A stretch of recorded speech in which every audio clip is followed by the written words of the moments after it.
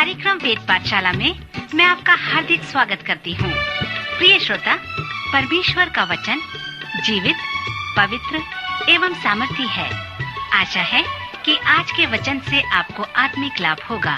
तो लीजिए प्रस्तुत है ये संदेश।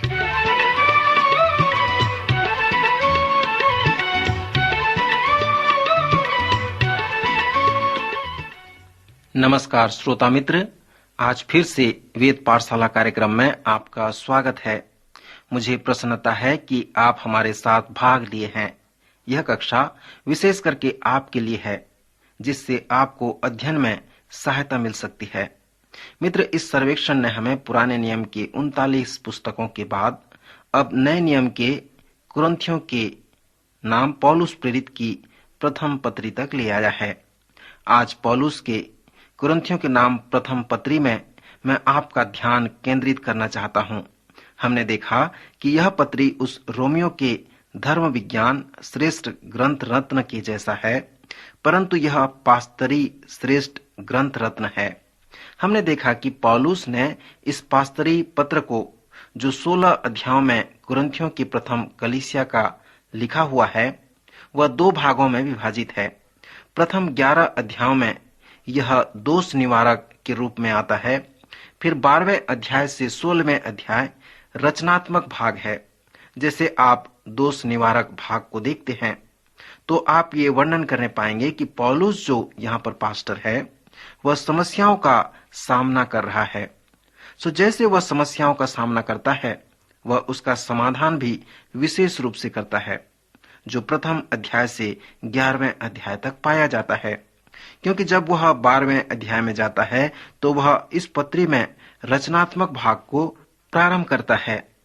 पौलुस कुरिन्थियों को और हमें उसे प्रयोग के द्वारा, साधारण हल के द्वारा और आत्मिक बातों के द्वारा उन सभी समस्याओं को जो कुरिन्थ में है और आज हमारे कलीसियाओं में है, उससे समाधान हो सकता है।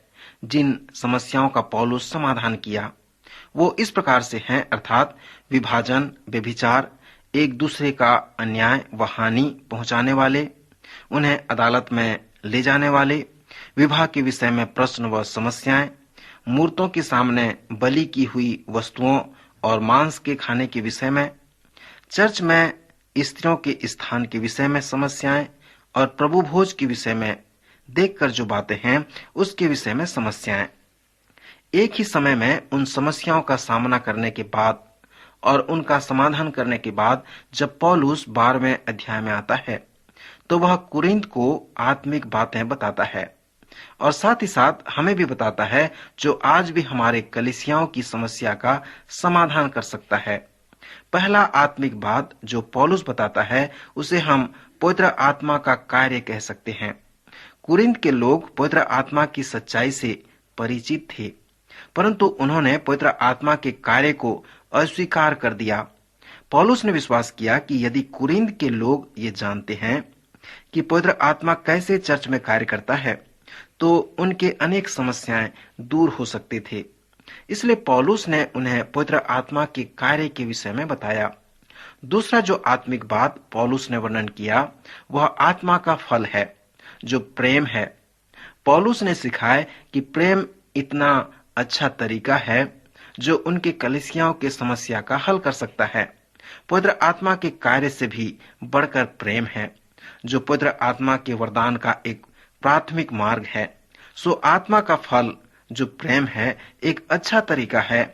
पौलुस कहता है कि चर्च के समस्याओं को दूर करने का ये अच्छा साधन है। 14वें अध्याय में पौलुस उस नियम के विषय में बताता है जो हम में प्रचलित है कि जब पवित्र आत्मा हमारे साथ है, हमें वरदान देता है और हम में प्रेम के फल को उत्पन्न करता है। जो नियम हमारे साथ है वह 14वें अध्याय में सुंदर रूप से वर्णन किया गया है। आज जिसे आप कलीसिया के नियम कहते हैं या पद्धति कहते हैं, यही है वो आत्मिक बात जिसे पौलुस कुरिन्थ की कलीसिया और हमें इस पत्री में बताया है। फिर पौलुस ने सिखाया है कि पुनरुत्थान एक आत्मिक बात है जो कुरिन्थ की कलीसिया की समस्या का समाधान कर सकता है। जैसे आप इस पुनरुत्थान के अध्याय को पढ़ते हैं तो आप ये अनुभव करने पाएंगे कि पौलुस एक गहरे समस्या का समाधान कर रहा है, और वो समस्या है अविश्वास। कुरिन्थ के लोग पुनरुत्थान पर संदेह करते थे। फिर अंत में पौलुस मसीहियों के भंडारीपन और दान के संबंध में लिखता है, जो एक आत्मिक बात है, और वह मसीह की कलीसिया के शारीरिक बातों को सुधारता है। हमने प्रथम कुरिन्थ का सर्वेक्षण या रूपरेखा को देखा था। अब मैं चाहता हूं कि इस पुस्तक के गहरे भाग में जाएं और अलग अलग भाग को देखें। पहली समस्या प्रथम 4 अध्याय में पाए जाते हैं, जो विभाजन की समस्या है। कुरिन्थ के विश्वासी विभाजित हो गए थे। वे अपने अगुवे के चारों ओर ध्रुवित हो गए थे। पौलुस उनके समक्ष एक प्रश्न को उठाकर उन विभाजन की समस्या तक पहुंचाता है। वह कहता है कि क्या मसीह बंट गया? उनके पास और हमारे पास जो कलीसियाओं में आज विभाजन है, वो मसीह के कारण नहीं है। हम मसीह के लिए विभाजन नहीं होते हैं। हम प्रेरितों, बिशपों, संस्कारों, मत व सिद्धांतों के लिए विभाजन हो जाते हैं। लोग आज प्रेरितों के विश्वास वचन पर जाते हैं, जिनके द्वारा उनका विश्वास आया, पर वे लोग आपको मसीही नहीं बनाए। यदि आप उनके पीछे चलेंगे तो उनके अनुयायी बन जाएंगे। पतरस हमारे विश्वास को पैदा करने वाला साधन नहीं है, परंतु प्रभु यीशु मसीह है।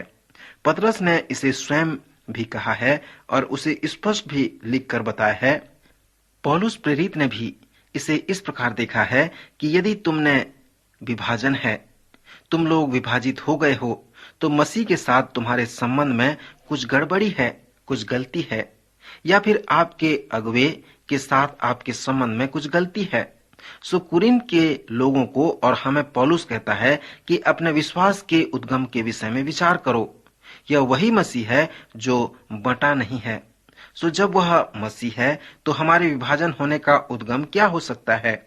जब हमारी कलीसिया बढ़ रही थी, तब कुछ लोग विश्वास में आए। पवित्र आत्मा का दान उन्हें मिला। पवित्र आत्मा से उनका बपतिस्मा हुआ।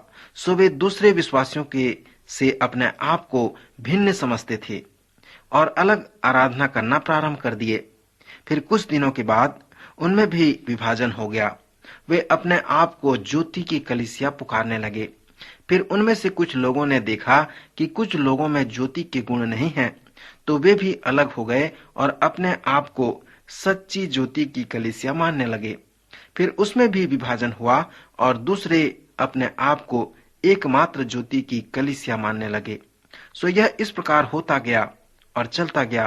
परंतु जब पता चला कि इसमें मसीह का विभाजन नहीं हुआ है, मसीह नहीं बटा, परंतु लोग स्वयं बंट गए हैं। यहाँ पर पौलुस कुरिन्थ की चर्च में विभाजन की समस्या का सामना कर रहा है और उन लोगों को लिख रहा है जो उनके चारों ओर उसे ध्रुवित किए हुए हैं। प्रथम 4 अध्याय में वह उन्हें अगुवेपन के विषय में लिख रहा है। इन चारों अध्याय के कुछ महत्वपूर्ण पद में उसने कुरिन्थ में अपनी सेवकाई के विषय में वर्णन किया है। उसने उन आश्चर्य कर्मों को जो सेवकाई में हुआ वर्णन किया। उसने इस भाग के अंत में कहा है, मनुष्य का अनुसरण न करो, मेरा अनुसरण न करो, मेरे पीछे न चलो, या अपुल्लोस या पतरस या किसी के पीछे न चलो, वरन मसीह के पीछे चलो, मसीह का अनुसरण करो। फिर उसने 4 अध्याय में भी कहा है कि हम में से जितने भी तुम्हारे पास सेवा करने आए हैं, वे सब वरदान हमारे अपने नहीं हैं, वरन उन सब को हमने यीशु मसीह से प्राप्त किया है। ये सभी आत्मिक वरदान मसीह की ओर से हैं। जितने भी आत्मिक वरदान अगुवों को मिला है, वो सब मसीह की ओर से तुम्हारे मन परिवर्तन और तुम्हारे सुसमाचार सुनाने के लिए हमें मिला है। सो पौलुस कहता है कि अपने अगुवों का अनुसरण न करो, परंतु उन्हें जो वरदान देने वाला है उसी के पीछे चलो, वह मसीह यीशु है। यहाँ पर न्याय के विषय में वह एक रोचक शिक्षा देता है। उसने लिखा है, मेरी दृष्टि में यह बहुत छोटी बात है कि तुम या मनुष्यों का कोई न्यायी मुझे परखे, वरन मैं आप ही अपने आप को नहीं परखता। श्रोता, यहाँ पर देखें, कुरिन्थ के लोग पौलुस की प्रशंसा का न्याय करते हैं। वे उससे कहते हैं कि पौलुस, आप महान हो, इसलिए हम आपके पीछे चलेंगे, आपका अनुसरण करेंगे। सो इस प्रकार वे न्याय करते हैं और पौलुस इसे न्याय कहता है। इस तरह से पौलुस कहता है कि यह बहुत छोटी बात है कि तुम या मनुष्यों का कोई न्यायी मुझे परखे। तुम मुझे महान समझते हो और इस प्रकार न्याय करते हो। मैं तो इतना योग्य भी नहीं कि अपने आप को परख सकूं, और मैं अपने विषय में भी बहुत कुछ नहीं जानता कि अपने आप को परखूं। तुम ही लोगों ने मुझे देखा है। सो क्या सचमुच तुम मेरे बाहरी रूप को देखकर परखने के लिए अपने को बुद्धिमान समझते हो? मैं अपने आप को नहीं परख सकता, क्योंकि मैं अपने मन में ये इच्छा नहीं जान सकता हूँ, अपने मन की बात को भी नहीं जान सकता हूँ। एक दिन प्रभु आने वाला है, वही मेरा परखने वाला है। सो जब तक प्रभु न आए, समय से पहले किसी बात का न्याय न करो। वही तो अंधकार की छिपी बातें ज्योति में दिखाएगा और मनों की मतियों को प्रकट करेगा। तब परमेश्वर की ओर से हर एक की प्रशंसा होगी। सो इस पद के संदर्भ में यह स्पष्ट है कि किसी भी मसीही हो, किसी दूसरे मसीह का न्याय कभी नहीं करनी चाहिए। हमें कभी भी किसी का न्याय नहीं करनी चाहिए, क्योंकि कोई किसी के मति को नहीं जान सकता। पौलुस कहता है, तुम मेरे मति को नहीं जान सकते, सो तुम मेरा न्याय मत करो। फिर 5वें अध्याय में पौलुस कुछ लोगों से उन्हें डांटता है, क्योंकि वे न्याय नहीं करते थे।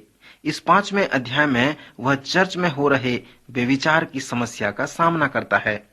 एक मनुष्य अपने पिता की पत्नी को रखता है, सौतेली माँ को रखता है। शायद यह कुरिन्थ की कलीसिया के अगुओं में ऐसा हो रहा था और लोग इसे जानते थे, परंतु कोई उस पर ध्यान नहीं देता था। सो लोग इस विषय पर न्याय नहीं करते थे। इसलिए पौलुस ने उन्हें डांटा। उसने कहा कि मैंने अपनी पत्री में तुम्हें लिखा है कि व्यभिचारियों की संगति न करना, या नहीं कि बिल्कुल इस जगत के व्यभिचारियों या लोभियों या अंधेर करने वालों या मूर्ति पूजकों की संगति न करो, क्योंकि इस दशा में तो तुम्हें जगत से निकल जाना ही पड़ता।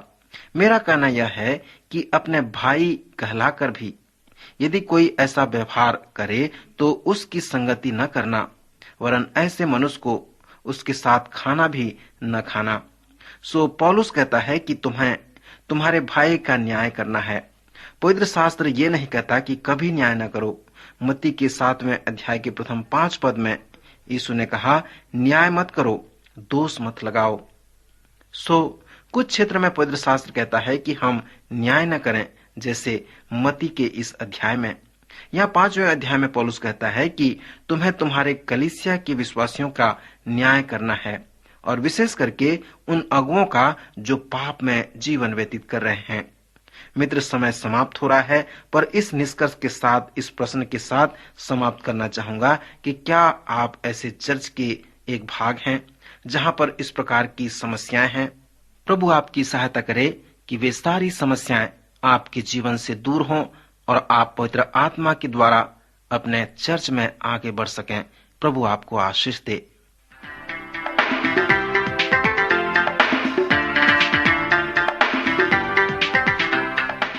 अभी आप सुन रहे थे कार्यक्रम वेद पाठशाला। श्रोता, हमें विश्वास है कि इस कार्यक्रम के द्वारा आपको आशीष मिली है।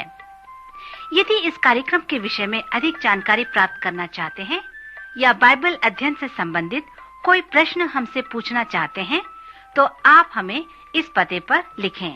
हमारा पता है कार्यक्रम वेद पाठशाला, post box number 713, EN post, Faridabad 7। पता एक बार फिर सुन लीजिए। कार्यक्रम वेद पाठशाला, post box number 713, EN post, Faridabad 7। आज के कार्यक्रम का समय यहीं पर समाप्त होता है। अगले कार्यक्रम में आपसे फिर भेंट होगी। तब तक के लिए